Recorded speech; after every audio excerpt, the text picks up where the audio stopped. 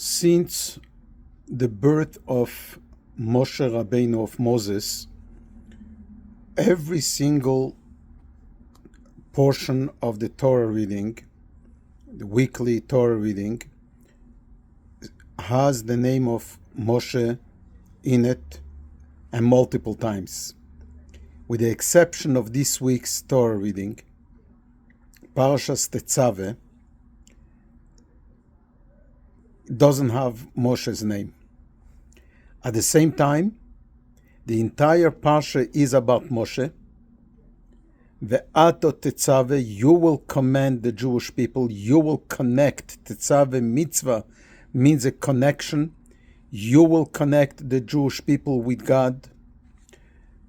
Everything is for the service of the Holy Temple, is brought to Moses, to the Rabbi, to Moshe Rabbeinu, to Moshe our Rebbe, and connecting God with the Jewish people, making it happen that God should dwell amongst us. Beyond the name, beyond the physical connection, beyond the connection that is material and tangible, but a connection that is beyond laws of nature. This week's Torah reading, this Shabbos, corresponds to the 11th day in the month of Adar, 4 days before the day of Purim.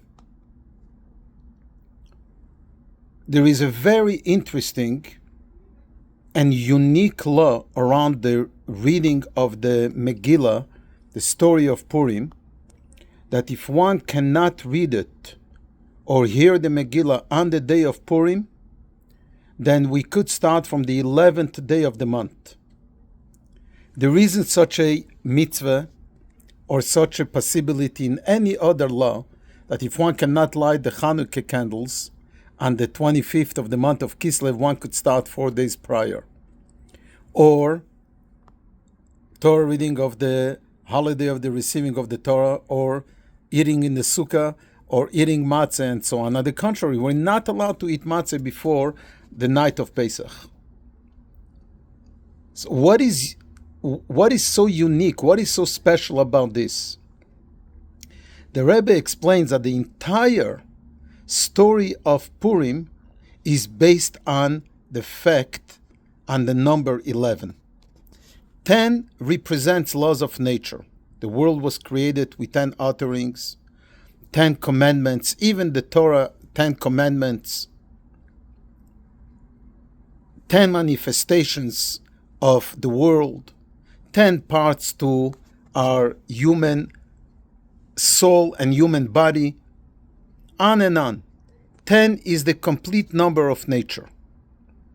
11 is one number above. The one number that is not in the count. In the words of the Zohar of Kabbalah. The number that is beyond, that transcends nature. And this is the key and the secret of the miracle of Purim.